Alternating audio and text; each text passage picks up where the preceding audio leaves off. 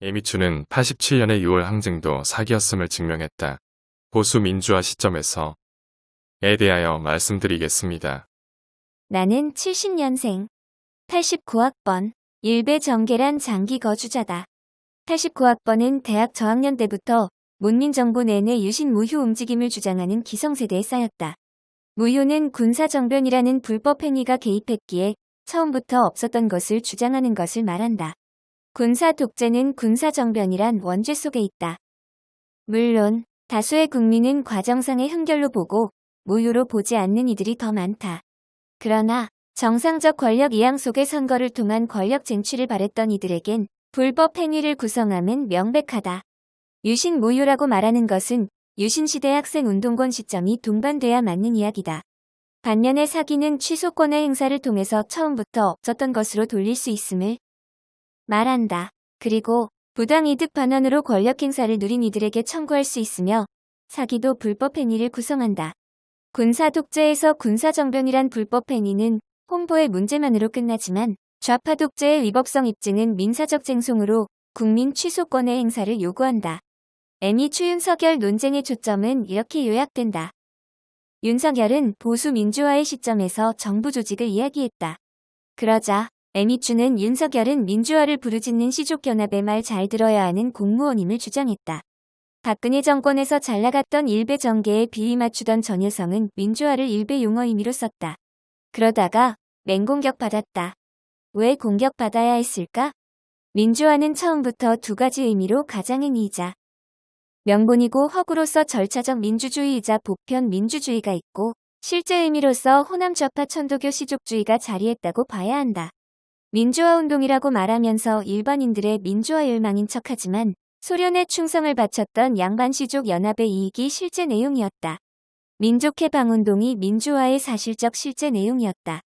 다수 국민에게는 사기였다. 즉, 민주화가 보편 민주화의 의미는 청약의 유인일 뿐이지 실제의 국민의 사회개혁 내용이 아니었던 것이다. 조갑제닷컴 같은 김영 3계열 민주화 관련 우파 노인들 사이트는 이 주제를 논하지 않는다. 이 방면의 무수한 자료는 그 노인들 수준에서 의제화가 진압된다. 김근태 씨의 1990년대 초반 말지의 기고에서도 이 의사표현이 나왔고 민주화가 민족해방이란 소련 시족주의와 동의어로 표현되는 것이 많다. 통정허위 표시는 가장행위로 진실을 숨기는 것을 말한다. 윤석열은 가장 표시를 실제로 믿는 선의의 제3자일 뿐이다. 그리고 에미추는 김대중파와 통정하여 호남좌파 천도교 마피아주의를 아는 것이며 이들 사이에 민주화 소련 시족주의의 의미 규정은 짜고 친 이들 사이의 것은 모조리 무효다. 라임과 옵티머스는 세 발의 피다. 자유민주주의도 1987년 6월에 사기를 당했다. 헌법 4조도 온전히 논하는 꼴을 못 봤다. 자유민주적 기본질서에 의한이란 수식어는 대신에 김대중 노무현 문침의 족장신 중심으로 대동신앙이었다. 그러면 이 사기를 왜 인식 못하느냐? 조갑제 씨가 우파에 영향 주는 인플루언서지만 자유민주주의 개념 자체를 아예 모른다. 무관심하다. 전라도의 김대중 족장주의의 부산 경남 버전에만 관심이 많고 그런 의도로 박정희 전두환을 사용한다. 대구 경북 지역에서 그 기표에 속아 넘어가면 대구 경북은 부산 경남의 조리자 호구가 되는 것이다.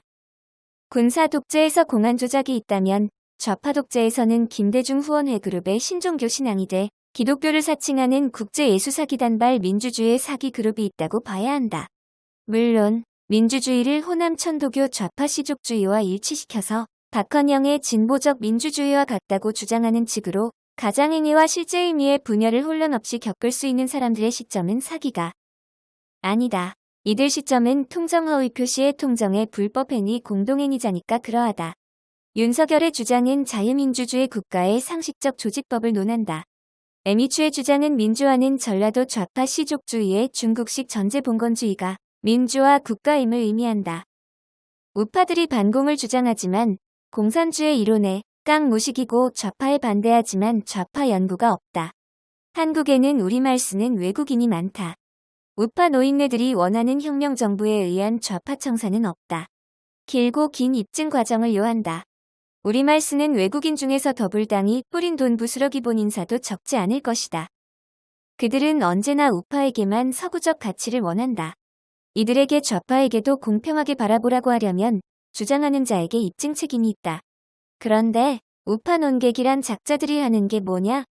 사기죄로 상대를 말하기 위해서는 사법시험 공부하듯 대상을 공부해야 한다.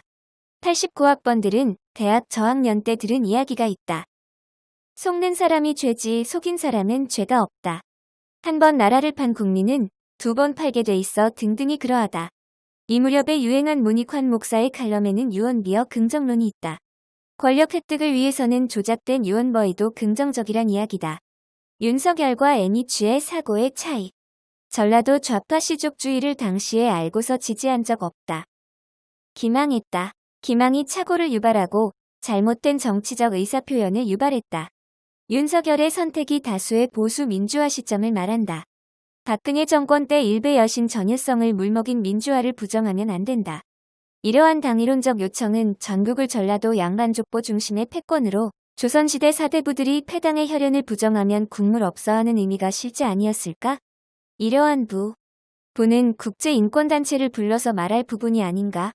민주화란 대체 무엇인가?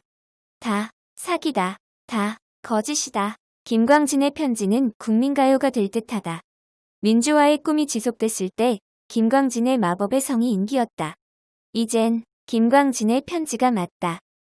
차기 대선에서 국민 취소권 발동은 중요한 의제일 것이다. 그냥 단순한 정권교체 수준을 넘어서서 다 속았어. 캠페인하려면 우파들은 본질적인 대의 시간을 써야 한다. 대권주자가 나와서 단순한 정권교체가 되는 게 무슨 의미가 있는가?